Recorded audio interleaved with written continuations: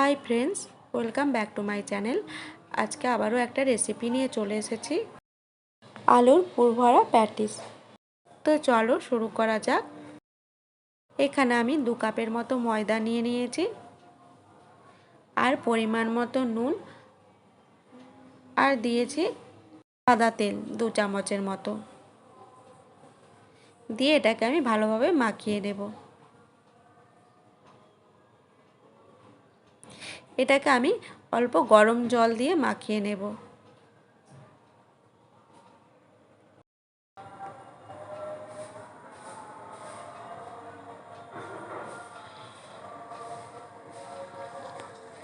দেখো, এটা আমার মাখানো হয়ে গেছে। এরপর আমি 10 মিনিটের মতো ঢাকা দিয়ে রেখে দেব। এর মধ্যে আমি পুরটা তৈরি করে নেব। এরপর আমি কড়াইয়ের মধ্যে সাদা তেল দিয়ে দিয়েছি। তেল গরম হয়ে যাওয়ার পরে আমি দিয়ে দেব আদা ও রসুন কুচি, আর দিয়ে দেব পেঁয়াজ কুচি। সব মশলার সাথে আমার পেঁয়াজটা ভাজা হয়ে গেছে।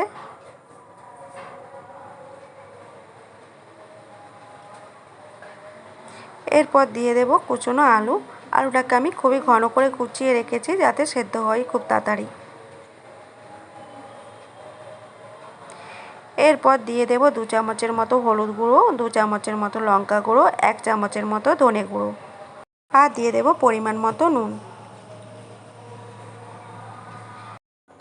আলুটা একটু ভাজা ভাজা হয়ে যাওয়ার পরে এরপর দিয়ে দেব জল। জল দেওয়ার পরে আমি 5 থেকে 10 মিনিটের মতো ঢাকা দিয়ে রেখে দেব, যাতে আমার আলুটা সেদ্ধ হয়ে যায়। দেখো, আমার আলুটা সেদ্ধ হয়ে গেছে। এরপর আমি দিয়ে দেব কাঁচা লঙ্কা কুচি, আর দিয়ে দেব টমেটো কুচি। এরপর দিয়ে দেব চিনি, আর দিয়ে দেব গরম মশলা গুঁড়ো। দিয়ে আবারও এটাকে আমি ভাজা ভাজা করে নেব। এখানে আমার আলুর পুরটা প্রায় কমপ্লিট হয়ে গেছে। এটাকে আমি নামিয়ে নেব।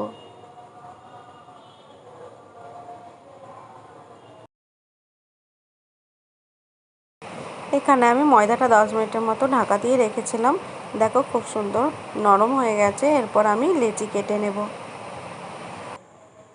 এরপর আমি ভালোভাবে পাতলা পাতলা করে বেলে নেব।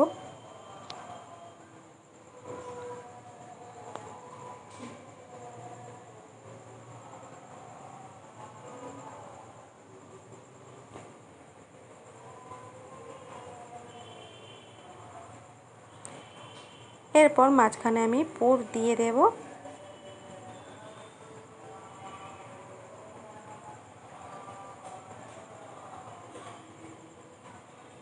দিয়ে এর চারিপাশে আমি এইভাবে জল দিয়ে দেব, যাতে খুলে না যায়।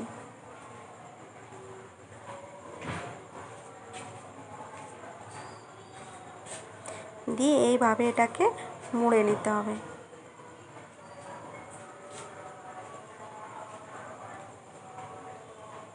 এইভাবে আমি সবকটা রেডি করে নেব। দেখো, আমার সব রেডি হয়ে গেছে। এরপর আমি সাদা তেল দিয়ে ভালোভাবে এগুলোকে ভাজা করে নেব।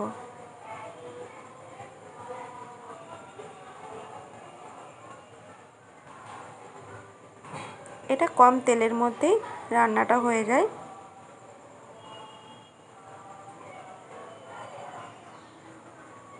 এইভাবে আমি উল্টিয়ে পাল্টিয়ে ভাজা করে নেব। এটার আমি নাম দিয়েছি আলুর পুরভরা প্যাটিস।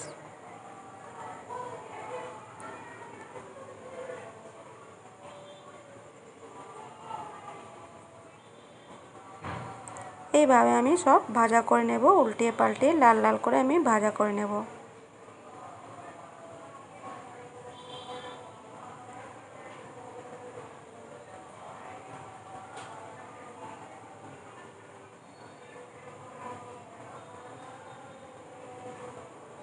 দেখো, আমার সবগুলো ভাজা হয়ে গেছে। এরপর আমি নামিয়ে নেব। আজকে আমার আলুর পুরভরা প্যাটিস কেমন লাগলো সবাই কমেন্ট করে জানিও। আর যদি ভালো লেগে থাকে, লাইক, কমেন্ট আর সাবস্ক্রাইব করে দিও।